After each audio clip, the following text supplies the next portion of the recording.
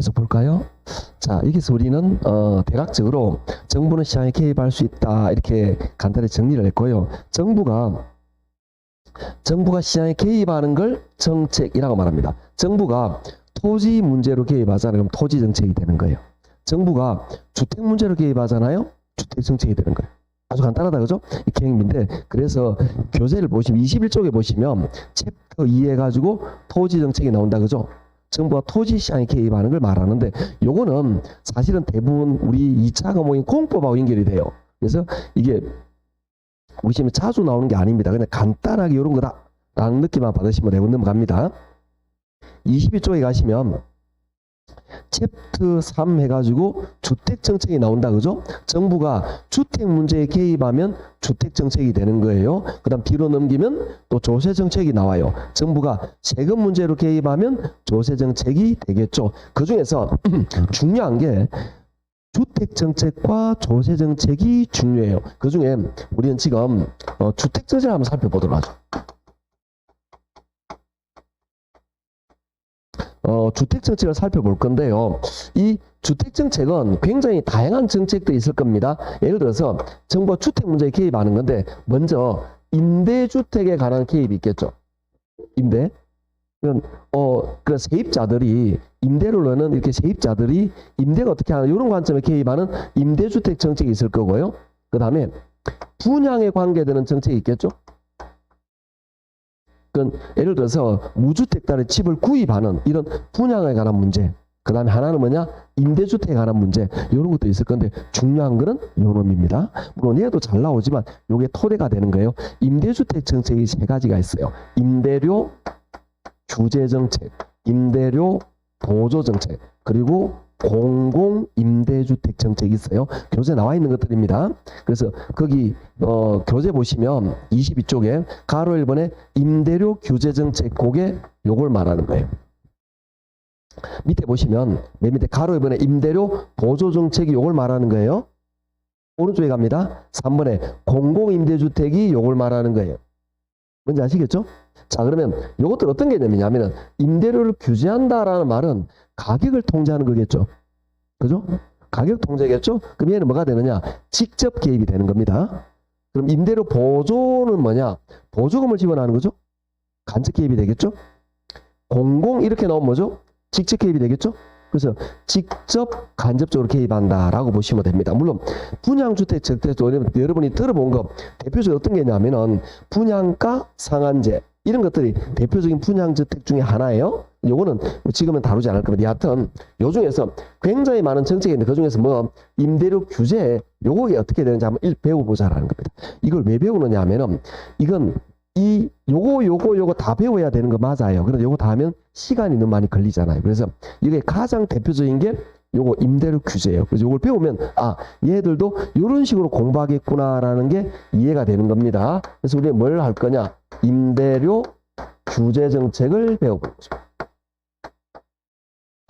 정부가 임대료 규제를 한다라는 거죠. 그거에 대해서 다루게 될 건데 어떤 구조인지 한번 살펴보도록 할게요. 자, 우리 요런 그래프 많이 그렸었다, 그죠? 요런 그래프에서 요렇게 그럼 요게 우리 수요 곡선이었죠. 그리고 요렇게 그럼 요거는 공급 곡선이고 뭐 우리는 수시로 많이 그릴 겁니다. 이렇게 되는 것들은 이때 수요자를 쉽게 말해서 임차인, 세입자라고 말하면 더 이해하기 쉽겠죠? 이런 느낌이 이해하시면 되겠고 공급자는 임대인, 집주인 그렇게 이해하시면 되겠죠? 쉽게 그렇게 이해하시면 됩니다. 이런 관계를 나타내는데 그러면 수요자, 임차인은 임대료가 낮을수록 좋겠죠. 그 다음에 공급자, 임대인은 높을수록 좋겠죠. 집주인은. 그렇게 하면 거래가 안 된다는 것은 이 둘이 적절하게 타협을 해요.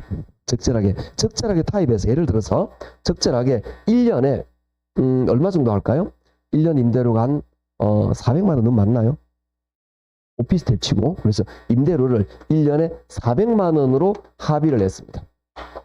낮을수록 좋고 높은 서울이라고 생각하십니다. 알겠죠? 서울에 이 임대주택이 그러니까 월 한 30만 원 정도 된다 보시면 되겠죠? 30만 2, 3만 원 정도. 그럼 1년에 한 400만 원 나오겠네요, 대략. 그렇게 되겠죠. 그래서 1년에 400만 원 이렇게 나온 거죠. 그래서 임차인은 1년에 400만 원 임대료를 주고 임차인은 임대인은 400만 원 받고 이렇게 서로 거래가 이루어지는데 정부 입장에서 볼 때는 이 400만 원이나 임대료가 주어지게 됐을 때 임차인에게 너무 부담이 크다라고 느낀 거죠. 그래서 정부가 임대료를 통제 규제합니다. 어떻게 하느냐? 임대료를 얼마 받느냐? 300만 원 밑으로 받아라라고 정부가 규제하게 되는 거죠. 월 한 20한 4, 5만 원? 이 정도로 20한 5만 원 정도 될까요? 요쯤 되겠네요. 그죠? 25만 원 얼추 맞나요? 아닌가? 25만 곱하기 12 맞나? 계산이 안 되네. 여하튼 이렇게 그래서 월 300만 원 정도로 이렇게 통제를 하게 됩니다. 1년에. 월이랑 1년에 이렇게 통제하죠. 그러면 요럴 때 이걸 뭐냐? 임대료 규제 정책이라고 말해서 그래서 정부가 발표를 하는 거죠. 이제부터 임대료를 300만 원이 아니고 200만 원 300만 원, 즉 연 300만 원 밑으로 받아야 됩니다. 라고 통제를 해버리는 거죠. 300만 원 이상 받게 되면 정부가 행정 조치를 하게 됩니다. 그쪽에다가 과징금을 물린다든지 아니면 받은 걸 다시 돌려주게 만든다든지 그러면서 또 과징금을 부과해버리겠죠. 이렇게 되면 어쩔 수 없이 집주인들은 임대료를 400만 원 받던 걸 300만 원 낮추게 되겠죠. 이럴 때 시장에는 어떤 영향이 있을까요? 라는 걸 지금 배워볼 거예요. 두 가지로 파악하기를 할 건데요. 첫 번째 뭐냐 하면은 단기적으로 볼 거예요. 두 번째는 장기적으로 볼 거예요. 그런데 단기적으로는 수요가 영향을 받습니다. 장기적으로는 공급이 영향을 받아요. 이게 단기는 수요에 영향을 주고요. 장기는 공급에 영향을 주는 겁니다. 그렇게 되는 이유는 수요는 즉각적으로 반응을 해요. 수요는 여러분이 이런 예를 많이 들었는데 가다가 예를 들어서 귤 좀 사갈까 해서 귤 사는 과일 가게 갔어요. 비싸면 바로 돌아서요. 수요는 이렇게 즉각적입니다. 공급은 지금 귤값이 비싸. 내가 귤 장사야. 그런데 귤을 내놓고 싶어도 농장에 귤이 없어요. 없으니까 뭐 값이 올라가는 거잖아요. 그러니까 내놓고 싶으면 내놓으면 돼. 이걸 만드는데 시간이 1년 걸린다라는 겁니다. 공급은 장기적이라는 거죠. 언제나. 그러면 자, 이 입장을 생각할 건데 수요는 누구 입장이냐? 요거 임차인 입장입니다. 공급은 요거 임대인 입장입니다. 자, 임차인 입장에서 볼게요. 내가 세입자예요. 내가 세입자인데 임대료를 400만 원 냈어요. 근데 얼마 내면 되죠? 300만 원 내면 되겠죠? 아싸, 좋아졌습니다. 그래서 수요가 증가하게 됩니다. 그건 뭐냐면은, 자, 이 서울 지역에 있는데, 이 임대료 규제는 서울 지역에서 임대료 규제를 실시하게 되는데, 외곽에서도 들어오게 돼요. 서울 시내 임대료가 400만 원이고, 외곽은 250만 원 했단 말이죠. 그런데 이 교통비가 많이 들었거든? 그런데 서울 지역에 임대료를 300으로 낮추니까 이 사람들이 안으로 들어오는 거예요. 왜? 별 차이 안 나거든. 그래서 이게 주택에 대한 임대주택 수요가 증대가 되는 거예요. 이거는 나쁜 현상 아닙니다. 수요가 증대되는 거 괜찮아요. 자, 문제는 이제 공급입니다. 입장을 바꿔서 집주인 입장에서 생각해 볼게요. 집주인 입장에서는 이 오피스텔을 내가 대출을 안고 구입을 했어요. 그래서 내가 임대로 1년에 400만 원 받아가지고 이걸 원금이자 같이 갚아 나가고 한 돈 100만 원 남는 거예요. 1년에. 그거 가지고 내가 좀 이렇게 생활하고 했단 말이야. 원금이자 갚아 나가면서. 그런데 이걸 정부가 규제해버리네. 오피스텔 원룸 같은 걸. 그렇게 되니까 내가 공급자 입장에서 마진이 없어요. 그래서 어떤 현상이 나타나냐. 투자를 기피하게 된다는 거죠. 투자하고 싶은 마음이 안 생기는 거죠. 자, 그럼 한번 상상을 한번 해볼게요. 제가 지금은 제가 오피스텔 이야기인데 원룸도 마찬가지죠. 이 지역에 굉장히 많은 예를 들어서 이렇게 오피스텔이나 원룸이 있었습니다. 임대주택이 있었는데 원룸으로 가정을 한번 해보죠. 원룸인데 내가 원룸 사장님이에요. 그러면 1층, 2층, 3층이 원룸이에요. 그런데 400만 원 받으면 적절하게 방 하나당 400만 원, 방 10개야. 4천만 원. 그 중에 대출 원금이자 갚아내고 뭐 내가 좀 남은 거 생활했단 말이에요. 그런데 이제 정부가 규제하면서 내가 마진이 없어. 그러면 1층을 원룸인데 1층을 용도를 바꿔버립니다. 창고로. 왜? 이거 임대료 그러니까 주택으로 해서 임대하는 것보다 창고로 빌려주는 게 마진이 더 커. 그럼 내가 굳이 이걸 임대주택을 유지할 필요가 없는 거죠. 내 입장에서는. 그래서 이걸 창고라든지 뭐 이런 용도를 바꿔버립니다. 자, 그러면 주택이 많아질까요? 줄어들까요? 줄어들겠죠? 주택이 줄어듭니다. 자, 그 다음에 이 주택은 원룸인데 임대주택인데 좀 흐름했어요. 지은 지 한 35년 됐어. 그래서 집주인이 리모델링 할까 그리고 새로 지을까 고민하고 있었다. 이해하시겠죠? 고민하고 있었는데 이게 요런 발표를 해요, 정부가. 그럼 내가 여기에서 임대주택을 지어도 돈이 안 된다고 판단하겠죠? 그러니까 임대주택을 안 지어요. 여기를 헐어요. 건물을 헐고 이 자리에다 주차 빌딩을 넣어버립니다. 왜? 그게 내 마진이 더 높으니까. 임대주택을 지어서 원룸 임대료를 받는 것보다도 여기에다가 무인 주차 시스템을 넣어가지고 카드로 결제하는 그런 것도 요새 많잖아요. 그렇게 하는 게 나에게 더 이익이 크다라고 판단되면 내가 굳이 건축비를 부담해서 원룸을 지을 필요가 없어요. 줄입니다. 주택이 점점 많아진다, 줄어든다? 줄어들겠죠. 공급이 감소합니다. 자, 요게 중요한 거예요, 요게. 공급이 감소하게 되면 주택, 그러니까 임대주택이 줄어드는 거죠. 임대주택 숫자가 점점 줄어들게 되겠죠. 자, 이게 뭐냐? 투자 깊이에 의해서 주택이 점점 숫자가 줄어든다 이 말이에요. 주택의 숫자가, 주택 수량, 주택량이 줄어든다라는 거죠. 그러면 자, 사람들은 주택을 점점 어떻게 하고 있죠? 원하고 있는데 역설적이게도 집은 점점 공급이 안 돼요. 왜 이런 현상이 나타날까요?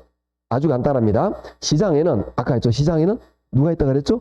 수요와 공급이. 그런데 정부가 자 볼게요. 둘 중에 정부가 누구 편을 드는 것 같죠? 정부가 수요 편을 들어준 거죠. 그러니까 공급자가 이 시장에서 이탈한 거예요.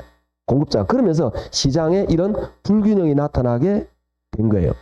즉 정부가 의도 자체는 나쁘지 않았을 거예요. 정부 입장에서 볼 때는 야, 닌 돈 많잖아. 돈 없는 가난한 이런 임차인들을 위해서 임대료 좀 낮추자라고 말했을 거예요. 그게 정부 입장에서 어쩌면은 누구 편을 들어 좀 괜찮은 정책이라서 판단할 수 있으나 시장으로 보면 그게 그렇게 돌아가지 않는다라는 거죠. 그래서 어떤 현상이 나타나느냐? 자, 주택 부족이 일어나다 보니까 주거의 질적 수준이 떨어지게 됩니다. 자, 왜 주거의 질적 수준이 떨어지게 되느냐? 예전에는 이렇게 집을 새를 놓을 때 집주인들이 도배장판을 새로 해줬다. 그죠? 그 다음 보일러도 막 손봐주고 막 그랬어요. 그런데 지금은 그거 안 해줘도 들어올 놈이 많아. 막 줄 서고 기다리고 있어. 우리가 이런 말 하잖아요. 돈대로 따라간다고. 이 돈대로 따라가는 게 쉽게 말해서 그래서 주거의 질적 수준이 저하됩니다. 그리고 이런 문제도 나타나요. 주거 이동이 제한돼요. 주거 이동이 제한된다라는 거는 자, 내가 여기다가 직장을 이렇게 옮겼어요.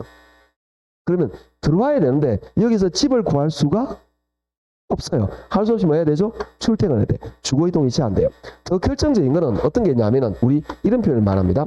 암시장이라고 말하는데 이걸 이중 가격이라고 말을 해요. 요거는 집주인이 요구하기도 하고 임차인이 알아서 하기도 합니다. 어떤 현상이냐면은 자, 집이 지금 부족하다 그랬죠? 그럼 내가 방 있습니다. 딱 공고를 내요.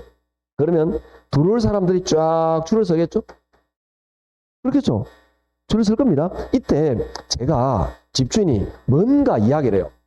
제 입장한테 뭔가 아이고 요새 세금도 많고 그 다음에 뭐 이 집 임대료 받아보이 뭐 돈도 얼마 안 되고 이렇게 구시렁구시렁해요. 이게 무슨 뜻이죠? 모르면 곤란한데? 네, 올려달라는 뜻이죠. 대놓고 말은 못하는 거죠. 약간 올려달라고 말하는 거죠. 그러면 거기에다가 예비 임차인 A 사장님 제가 방을 정말 깨끗이 쓰겠습니다. 야는 생각이 부족하네. 얘는. 정말 고리타분한 공부만 하던 그런 놈들이 얘는. 이런 애들이 정신 못 차리는 거야. 공부를 하면 잘해요. 정신 못 차리는 거야. 답이 없는 거죠. B 살짝 다가겠죠. 사장님 제가 통장으로는 300만 원 넣고 별도로 100만 원 더 드릴게. 방을 저한테 주십시오. 이런 사람이 큰 힘을 되는 겁니다. 예. 이 사람에게 방이 낙찰이 되겠죠? 이게 뭐죠? 이중 가격이에요. 즉 공식적인 가격은 얼마죠? 300인데 음성적으로 추가 비용이 붙어가요. 추가 비용. 이걸 집주인이 요구하기도 하고 임차인이 알아서 주기도 해요. 왜? 집이 부족하니까. 300만 원에는 집을 못 구하는데 돈 안 주면 집을 못 구하는데 그리고 편법으로 집세를 못 올리니까 관리비를 올려버리는 사람도 있어요. 유명한 말이 있죠. 부동산에는 굉장히 유명한 말이 있습니다. 정부에는 정책이 있죠. 정부에는 정책이 있고 우리에게는 대책이 있습니다. 언제나 사람들은 이익을 크게 누리고자 하는 마음이 있죠. 이익을 누리기 위해서 정책을 피해고자 하는 마음이 많아요. 그래서 정부가 정책 발표하면 바로 이거 어떤 세금을 줄일 대책을 만들어요. 그걸 막기 위해서 또 하면 또 만들어. 계속 하는 겁니다. 그러니까 자꾸 어떻게 돼? 규제가 어떻게 돼? 점점 많아지는 거죠. 자, 그러면 이 규제, 임대료 규제 정책에 대해서 근본적으로 한번 돌아가 보도록 해볼게요. 이게 왜 그렇게 됐느냐? 제가 볼 때 정부의 의도는 선하다고 봐요. 의도가 나쁘진 않다고 봅니다. 선한 의도가 좋은 결과만 있느냐? 그렇지 않을 수도 있어요. 자, 요거 할 때마다 꼭 이야기하는 게 있습니다. 어떤 거냐면은 제가 어떤 정권에 대해서 좋고 말하고 그런 표현을 잘 하질 않습니다. 그건 다 각자 판단이니까 예전에 지금도 선명히 기억합니다. 예전에 한 10몇 년 전에 노무현 대통령 때 어떤 그 행정 조치를 발표했느냐 하면은 경비원들, 아파트 경비원들 월급을 올리는 정책을 발표했어요. 자, 이 정책이 나쁘다고 생각합니까? 100% 다 좋다고 생각했어요. 그러니까 경비원들이, 그러니까 아파트 경비 보시는 분들이 굉장히 열악한 환경에서 사실은 경비만 하면 되지만 다른 일도 같이 하고 계시다고. 그런데 월급은 그 최저임금에도 못 미치는 수준이란 말이에요. 그래서 이걸 월급을 좀 올려주자라고 한 거예요. 그냥 올려주라 그러면 안 올려주니까 이거에 대해서 과하게 이렇게 법으로 만들어서 올리게 만든 거죠. 자, 그러면 그럼 대부분 사람이 경비를 올려줘야 이렇게 생각하느냐? 안 한다는 거죠. 왜? 시장 논리거든. 그러면 아파트 입장에서는 아파트 경비원이 예를 들어서 아파트 경비 10명 있었어요. 10명 있는데 이 중에서 3명을 해고를 합니다. 왜? 금액을 맞추려고. 정부 의도는 좋았죠. 그런데 시장은 다르게 반응한다니까? 그리고 어떻게 하느냐? 3명을 하고 이 남아있는 7명에게 3명의 업무를 가중을 시켜버립니다. 시장은 그래요. 시장은 이렇게 돌아간다는 거죠. 누구나, 아니, 여러분이 아파트 입주민인데 내가 왜 내가 경비 때문에 월급 더 주기 위해서 내가 아파트 내는 비용 있잖아요. 그걸 내 많이 내냐고. 내 필요 없다고 생각하는 거지. 물론 이거에 대해서 흔쾌히 내는 사람 있긴 있지만 대부분은 지금 여러 차례 말하지만 우리 수업 시간은 도덕 시간이 아니라 그랬죠. 경제적인 판단하는 시간이죠. 경제적인 합리성을 판단한다라는 거죠. 내가 굳이 이 비용을 더 추가 지출할 이유가 없다라고 판단하는 거죠. 이렇게 시장이 작동하는 거죠. 자, 이게 또 없었을까요? 이 이후에 얼마 전에도 우리 알바 시급을 올리는 정책을 펼쳤습니다. 그러니까 이것도 비슷한 개념이에요. 이거 뭐냐면은 그 최저임금이죠. 알바비를 올리는 정책을 쓴 거죠. 최저임금 이걸 쓴 거죠. 의도는 좋았어요. 왜냐하면 여기에 편의점 같은데 예를 들어서 대학생들 알바이트 많은데 대부분 고생하고 하잖아. 그거 뭐 얼마 안 되고 진짜 얼마 지급도 못 받다니까 굉장히 작게 받는다 생각한 거죠. 그 사람들이 도움을 주기 위해서 정부 이쪽에다가 규제를 한 거죠. 가격을 통제한 거죠. 그러면 그 편의점 사장들이 알바비 올려줘 이렇게 생각하느냐? 알바비 올려주면 자기 돈이 줄어가는데 어떤 현상이 나타나냐? 내가 알바비보다 작게 받는 현상이 나타나지. 그럼 어떻게 하죠? 알바를 해고하고 가족끼리 하거나 무인 카페로 돌려버려요. 저희 지역에도 편의점에 12시까지 딱 하고 12시 넘어가면 카드를 하면 문이 열려요. 그리고 물건 구매하고 그리고 나올 때 자기가 결제해서 나온 시스템이 있어요. 이게. 그러니까 12시부터 새벽 6시까지 그렇게 하는 시스템으로 만들어버린다라는 거죠. 결국 뭐냐? 알바비 올라가니까 이 비용이 우리가 여러분 식당에도 많습니다. 식당에도 대도시 같은 경우 가면 식당에는 탁 누르면 로봇이 싹 와요. 주문 받아가고 그 다음에 그 제품 갖고 막 그런 게 있어요. 그 다음에 이런 것들이 점점 자동화가 되어가는 거죠. 왜 그렇죠? 알바비가 부담스러우니까. 너무나 당연한 이야기죠. 그러니까 시장은 언제나 이렇게 돌아간다는 거죠. 그래서 제가 다시 말하지만 이 정부의 의도는 좋았다고 봐요.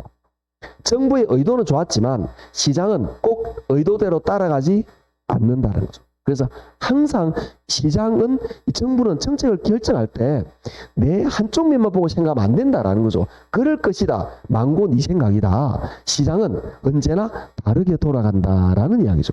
그래서 이게 시험에 제일 잘 나와요. 그 이유가 뭐냐? 이거는 정부의 정책을 비판할 때 가장 좋은 거예요. 정부의 의도는 선했으나 결과는 다르게 되는 거죠. 결국은 뭐냐? 장기적으로 세입자가 집이 부족하고 웃돈 줘야 돼.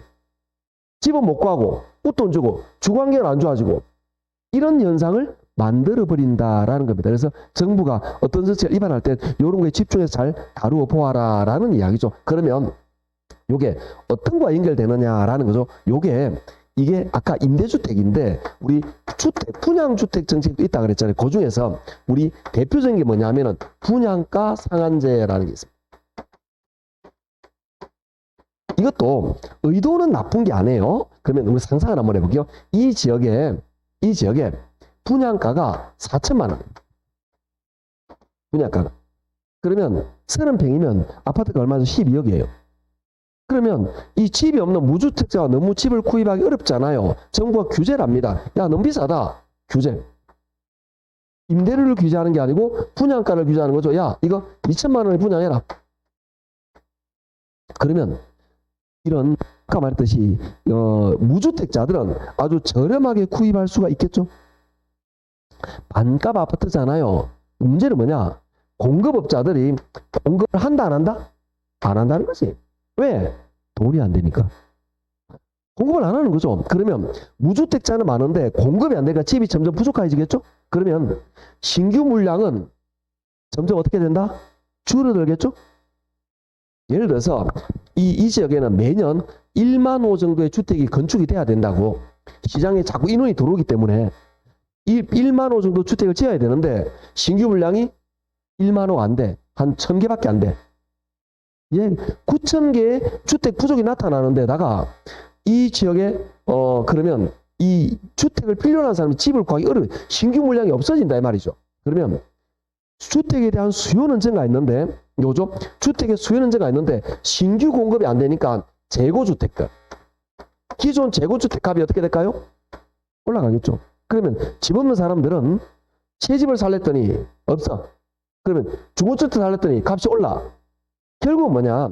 정부가 임대료 분양가를 규제하면서 집 없는 사람들을 더 힘들게 만들 수도 있다는 결론에 도달하는 거죠.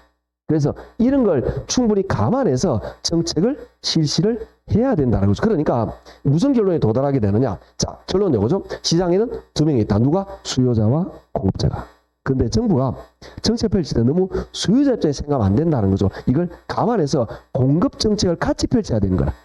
공급을. 그러하지 않으면 언제나 시장 실패가 나타날 수 있다. 그래서 얘를 가장 대표적인 사례로 보는 겁니다. 그래서 정부가 시장에 개입할 때는 이런 정부책으로 개입할 때는 이런 부분을 충분히 반영해야 된다. 그런데 계속 이런 것들에 대해서 정부는 실패를 하고 있는 것들이에요. 자, 그런 것들인데 자, 그러면 교재 어떤 게 있는지 보도록 22쪽입니다. 자, 임대료 규제 정책 동그라미 2번 단기 효과 볼게요. 단기 효과. 자, 제가 읽어보겠습니다. 단기는 임대주택 공급량이 불변이고 수요 측면에서 임대료 규제로 인하여 수요량은, 자, 밑줄 긋습니다. 수요량은 증가하게 되어, 밑줄. 자, 그게 뭘 말하죠? 이걸 말하죠? 수요 증가, 이걸 말하는 겁니다.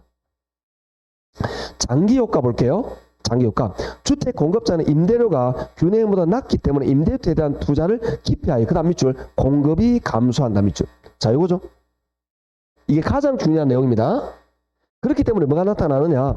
밑에 결론 보시면, 맨 밑에 보시면 알겠죠? 밑에 초과 수요 거기 끝에 보시면 이중가격 암시장 이런 말도 나오고요. 밑에 보시면 임대주택의 질적 수준의 저하, 임대주택 부족, 이중가격 형성 이런 부작용으로 효과가 없어지게 된다라는 문제가 나타난다라는 이야기입니다.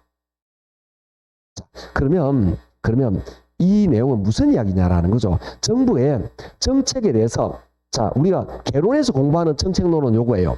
정부가 요런 정책을 펼치면 시장에 요런 효과가 나타난다. 이게 우리 공부할 내용이라는 거죠. 시험 문제 이렇게 나오는 거죠. 어떻게 나오냐? 정부의 임대료를 저소득층을 임대료 규제 정책의 실시 결과 장기적으로 주택 공급량이 증가할 수 있다. 그럼 틀린 거죠.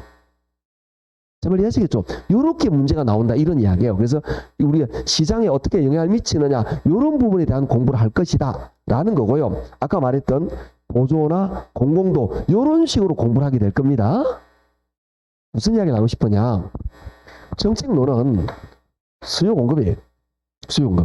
정책론은 결국 수요연금을 다루는 거예요. 요게 돼야 요게 된다. 이렇게 이해하시면 되는 거죠. 자, 그런 내용이 쭉 있다라고 참고적으로 보시고 나머지는 충분히 교재에서 뒤에 다루도록 하겠습니다. 넘어가셔가지고 24쪽으로 가도록 하죠. 24쪽에 조세 정책을 한번 보도록 할게요. 그래서 지금은 주택 정책을 대표적으로 한번 다루어 봤다면 이제 조세 정책, 세금에 관계되는 걸 한번 다뤄보자 이런 이야기입니다. 그래서 지금 다룰 거는 뭐냐? 정부의 세금 조세 정책이에요. 그러면 조세, 부동산 세금은 어떤 게 있고 얼마 세금을 내야 되느냐 이런 것들을 공부하느냐 아닙니다. 그런 것들은 우리 세법 시간에 배울 거예요. 여기서는 그런 걸 배울 게 아니고 조세에 따른 경제적 파급력과 이렇게 이걸 배울 거예요. 자, 우리 상상을 또 한번 해보도록 합시다. 조세가 어떻게 구조가 되는지. 자, 여기 원룸이 왔다 해볼게요.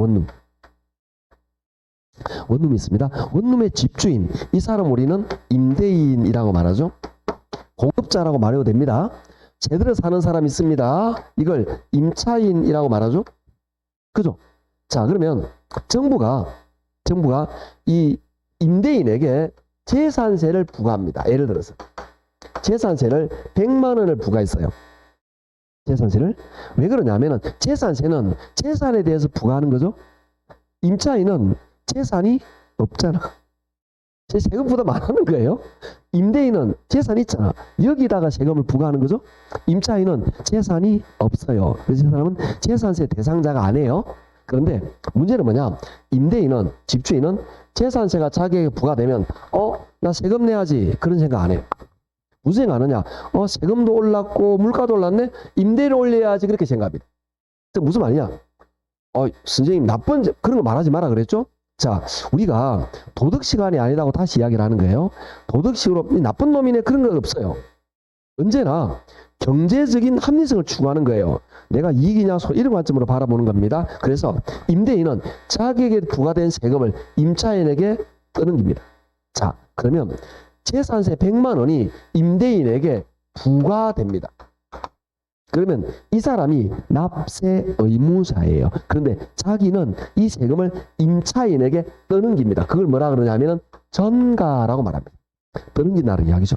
그러면 이걸 100만 원을 전부 다 떠넘기면 이 사람이 다른 집 이사할 수 있잖아. 그래서 예를 들어서 30만 원은 내가 내고 70만 원만큼만 떠넘겨요. 70만 원을 전가시킨 거죠? 그러면 최종적으로 30만 원은 누가 내는 거죠? 임대인이. 70만 원은 임차인이. 이렇게 되는 걸 뭐라 그러냐면은 조세의 귀착이라고 말합니다. 최종적으로 누가 내느냐? 자, 그럼 임대인은 임차인한테 70만 원 받아가지고 세금 100만 원을 내겠죠? 그죠? 납세 의무자는 임대인 맞아요? 이거는 세법 이야기고 우리는 뭐냐? 이 돈이 근원적으로 누구한테서 나왔냐 이 말이야. 누구한테서? 30만 원은 누구한테? 요게 우리가 공부할 내용이다라는 이야기죠. 이해하시겠죠? 자, 그러면 이거에 대해서 좀 살펴볼 겁니다.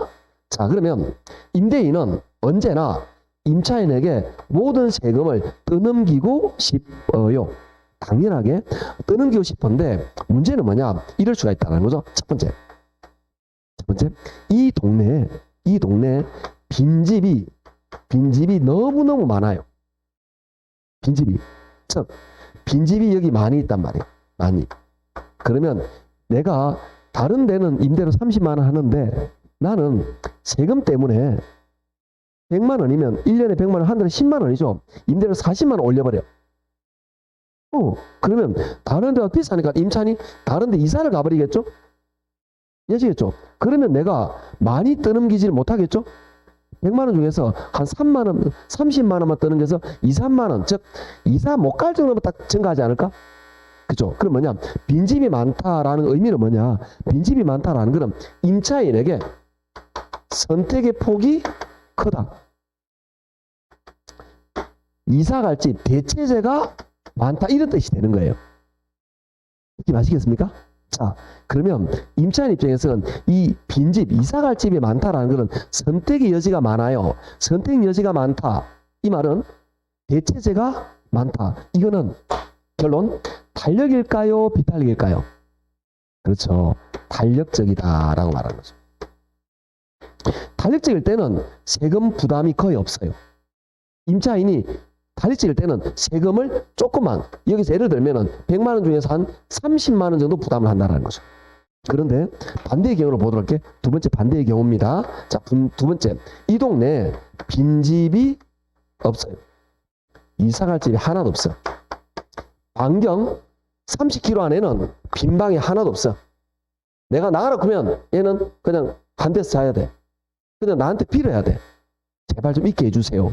임대를 올려도 얘는 나갈 수가 없어요. 왜? 빈집이 없으니까. 이건 어떤 개념이냐? 그럼 임차인 입장에서는 선택의 여지가 없죠. 이 말은 대체할 주택이 존재하지 않아요. 이럴 때는 우리 뭐라 그러냐? 비탄력적이다라고 말하겠죠. 그죠? 이럴 때는 이 사람이 세금을 80만 원 떠넘겨도 할 수 없어. 더럽게 치서 살아야 돼. 자, 그러면 여기서 중요한 건 뭐냐? 세금이 떠넘겨지는 전가와 기착이 일어나는데 전가와 기착은 뭐에 따라 달라지죠? 요거 탄력성에 따라 달라진다 이런 이야기죠. 자, 결국 뭐냐면은 정책론은 여기서 배웠던 수요 공급 탄력성 이야기가 나오는 거예요. 그래서 이 단원을 처음 공부하면 어렵게 느껴져요. 왜? 요게 안 돼 있거든. 요게 나에게 정확하게 달성의 개념이라든지 수요 공급 개념이 명확하게 잡혀 있으면 이건 아무것도 아닌데 이 개념이 좀 낯서니까 헷갈리는 거예요, 이게. 요런 느낌으로 출발하게 됩니다. 그러면 자, 좀 더 예를 들어 한번 더 구체적으로 예를 들어 볼게요. 저희 지역을 제가 예를 들어서 한번 상상을 한번 해볼게요. 저희 지역에 실제 있는 이야기입니다. 저희 지역에 건물이 5층짜리 건물이 있습니다. 1층에 여기 약국이 있어요. 그리고 여기에 미용실이 있습니다. 그리고 2, 3, 4층 요 세 개는 뭐죠? 병원입니다. 여기는 주택이에요. 이 주택에는 약국 주인이 이 주택에 살아요. 왜? 이 건물은 약국 사장님 거니까. 이 약국 주인, 이분 건물이에요. 자, 여기에서 임대료가 어느 정도 들어가냐면은 요 1층, 2층, 3층, 4층 자기 거 빼고 여기에서 들어오는 임대료가 1년에 한 달에 한 1,000에서 1,500이 들어옵니다. 그게 아시겠죠? 자, 이 건물이 제가 볼 때는 한 20억에서 한 30억 정도 간다 봐요. 제 생각에는. 요즘 많이 떨어졌는데 예전 같으면 30억 정도 넘어갔어요. 호가가 가능합니다. 근데 지금은 좀 긴게 안 좋아서 좀 떨어졌겠죠. 여하튼 20에서 30억 정도 간다 봅니다. 그런데 이 약국 주인은 이 건물 말고 이 비슷한 건물이 한 개 더 있어요. 그런데 결정적으로 여기에 저당 대출이 하나도 없습니다. 대출이 하나도 없어요. 올 현금으로 이 두 개의 건물을 구입하신 분입니다. 아시겠죠? 그리고 요 주택에 살고 계십니다. 느낌 아시겠죠? 자, 이때 이 약국 주인은 우리 동네에서 소문나신 분입니다. 임대료 가지고 깐깐하기로. 한마디로 재수 없는 사람이죠. 있는 사람이 더하다. 그런 느낌 들어봤죠? 이 사람을 마구 말합니다. 동네 소문이 났습니다. 이분 어머님께서 목욕탕에 만나면 자기 딸을 그렇게 욕을 하십니다. 약국 주인 여자분이거든요. 그런데 이뻐. 중요한 게 아니고 여하튼 그렇게 많이 하시는 분이 계십니다. 자, 이 사람에게 어떤 세금이 부과됩니다. 이 사람은 세금은 전부 다 여기 올려버립니다. 100%. 자기가 세금을 내요. 세금 올라가면 전부 다 관리비로 다른 쪽에 부과를 시킵니다. 그러면 이런 미용실 입장에 생각해 볼게요. 미용실. 자, 이 건물주인은 미용실에 나가면 여기다가 자, 건물주인 우리 임대인 입장에 생각해 볼게요. 자, 임대인입니다.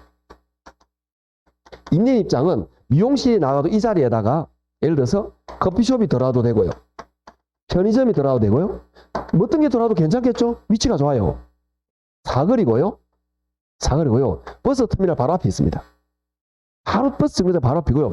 여기 뒤쪽에는 대단히 주거단지 형성되어 있고요. 여기 건너편에는 대단히 원룸 같은 거와 상가가 많이 밀집되어 있어요.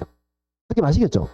그리고 여기는 이 연결에는 학원 건물들이 굉장히 많이 있습니다. 네, 느낌? 감 잡히죠? 굉장히 주거지로서는 뭐 어떤 주거지면서 상업적인 가치 있는 굉장히 그런 시설이라고 보시면 됩니다. 임대가 두 달 나가면 바로 들어옵니다. 아시겠죠? 자, 그러면 세금을 올렸을 때 이 사람이 나가면 건물주인은 여기 미용실 대신에 다른 미용실이 들어와도 되고요. 급식 들어와도 되고 편의점 들어와도 되고 애견센터가 들어와도 돼요. 뭐가 들어와도 위치가 좋아. 그 말은 임대인은 선택의 여지가 많죠? 탄력적이라는 거죠. 그런데 임차인 입장에서 볼게요. 임차인 입장에서 여기에 마땅한 건물이 없어요. 여기가. 그러니까 자, 여러분 미용실 사장님이라고 생각해 볼게요. 여기다가 이 건물이 임대를 올려달래. 왜? 세금 때문에. 더럽고 지서 나간다 생각해 볼게요. 이 동네에서 한 5km 떨어진 데 갔어. 그러면 이 동네 단골 다 놓치잖아.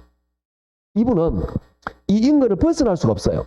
즉 200~300m를 벗어나지 못해요. 근데 이 200~300m 안에 미용실을 지하 좀 들어가긴 그렇잖아. 5층 그렇잖아. 1층 하면 2층이죠. 2층도 괜찮긴 합니다. 미용실로. 1층, 2층 정도라는 이야기죠. 5층은 좀 미용실 그렇잖아요. 일반적으로. 편의적으로 그러니까 내가 가깝게 접근해야 되는데 미용실 이용만 해도 다른 데 미용실 없냐? 있지. 그러니까 그 편의성을 봐야 되는데 마땅한 건물이 주변에 없어요. 자, 이 말은 임차인은 비탄력적. 일반적으로 임대인은 탄력적이고 임차인은 비탄력적이에요. 그러면 세금은 항상 임대인에게 세금이 부과가 돼요. 왜? 있는 놈이 내라는 이야기죠. 재산을 많이 한 사람에게 세금을 많이 징수하겠죠. 그러면 여기에 세금을 때리면 이 사람은 선택 여지가 많은 이걸 임차인이 어떻게 하죠? 전가를 시켜버리죠. 그러니까 어떤 현상이 나타나냐면 정부에서 세금은 여기 때려. 근데 곡소리는 이게 문제예요. 이게 정부 정책의 딜레마라는 거죠. 그러니까 정부 입장에서는 어떤 정권이든 어떤 정부든지 있는 사람한테 세금을 많이 받아내고 싶어요. 그런데 있는 사람은 대부분 여유가 많아요. 여유가 많다라는 것은 선택 여지가 많아요. 이분은 이 미용실 없어도 먹고 사는데 전 시장이 없어요. 그리고 이 건물이 수입이 하나도 없어도 이거 말고도 예금이 굉장히 많이 들어있어요. 주식도 많이 가지고 있어요. 별 아쉬움이 없는 사람이라는 이야기죠. 그런데 미용실 사장님은 여기 아니면 안 돼요. 여기 말고 다른 데 갈 수도 없어요. 그리고 여기에 시설 투자금이 몇 천만 원 있어.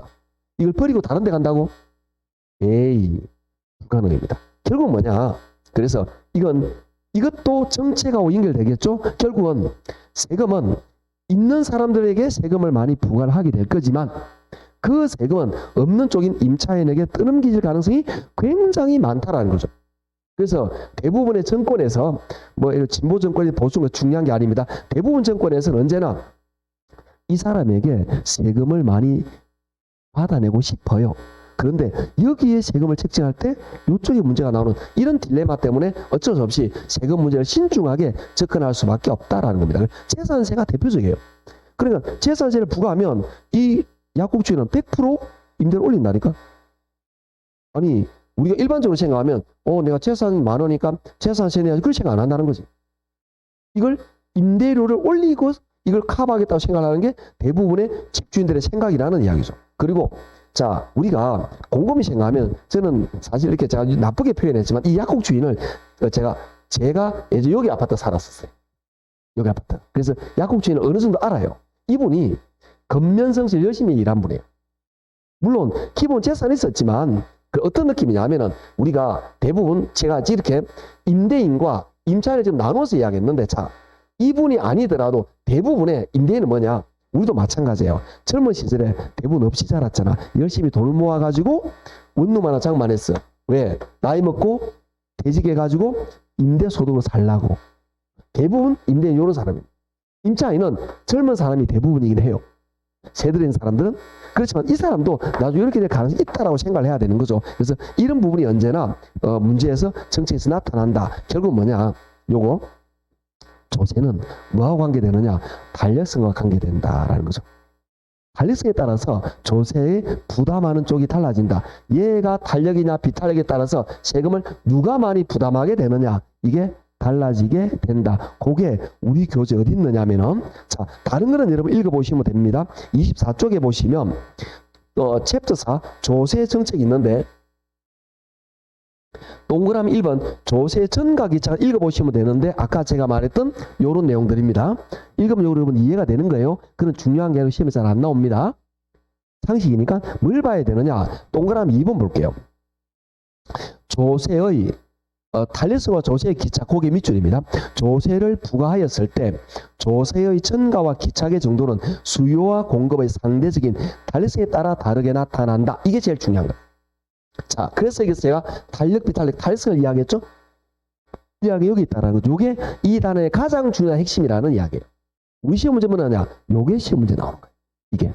즉, 탄력성에 따라 조세 부담되는 정도가 달라진다. 이런 거죠. 구체적으로 어떻게 되느냐? 그런 것들은 뒤에 다루겠다라는 이야기입니다. 그래서 이거에 대해서 제가 다시 표시하지 말고 다시 제가 요약에 정리했습니다. 동그라미에서 한번 볼게요. 임대주택 시장의 수요 곡선이 공급 곡선과 상대적으로 비탄력이므로, 자, 이건 무슨 말이냐? 자, 아까 말하면서 자, 이렇게 이야기했죠. 일반적으로 임대인이 있고 임차인이 있으면 일반적으로 임차인은 선택의 여지가 없어요.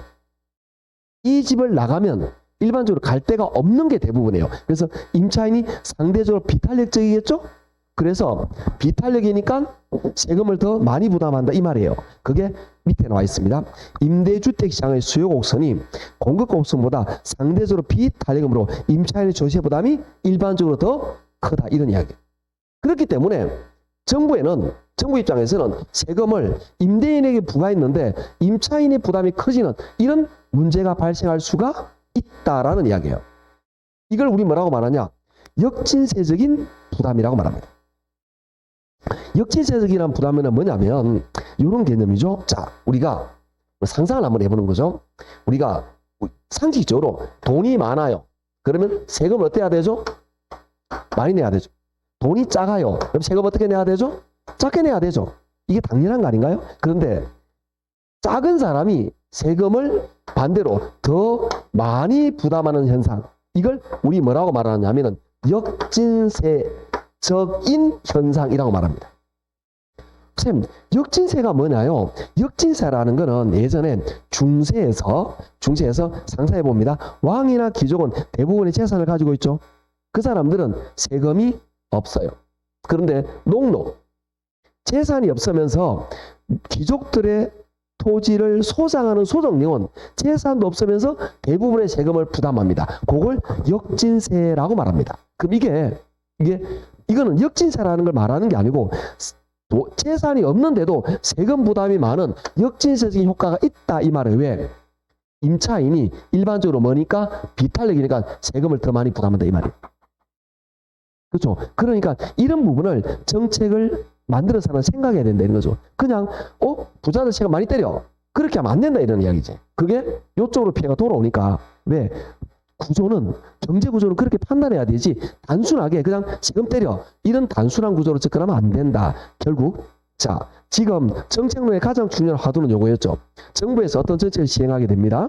그러면 이거는 시장에는 수요공급이 원활하게 돌아가게 되는데 일반적으로 정부는 어떤 정책의 목적이 있다라는 거죠. 근데 그 목적을 생각하다 보니까 시장을 교란하는 현상이 나타날 수 있다라는 이야기입니다. 그거에 대해서 생각을 해야 되지 않느냐라는 게 요 대부분의 내용. 그래서 시험 문제 어떻게 이렇게 나오는 거죠. 대부분 지금 말했듯이 이렇게 정부가 재산이 많은 사람이 재산세를 부과했을 때 소득 수준이 낮은 사람들의 세금 부담이 많아지는 역진세 효과가 발생할 수 있다. 이게 기출지문이에요. 이런 식으로 지문이 나온다 이런 이야기입니다. 그래서 이걸 지금 외우라 이해를 완벽하라는 게 아니고 정책 파트는 그런 내용이구나 라는 걸 이해하시면 되는 거죠. 지금 이거 말고도 굉장히 다른 내용들이 많이 있어요. 다른 내용도 전부 다 설명을 이렇게 해요. 우리가 공부할 게 요거다 이 뜻이 되는 거죠. 즉 정부에서 정책이 나왔을 때 이게 시장의 수요 공급에 탄력에 어떤 영향을 미치느냐, 이게 우리가 공부할 내용이다 이런 이야기입니다. 예, 좀 어렵다 그죠? 어려운 이유가 뭐냐, 요거 때문에 어려운 거예요. 그래서 선생님 잘은 모르겠지만 좀 그런 느낌인 것 같네요. 근데 그것만 이해하셔도 괜찮아요. 지금은 그 정도면 감을 잡아도 충분히 괜찮습니다. 그래서 우리는 정책론을 마음감에 했고 좀 쉬었다가 요 투자 파트로 넘어가도록 하죠. 좀 쉬죠.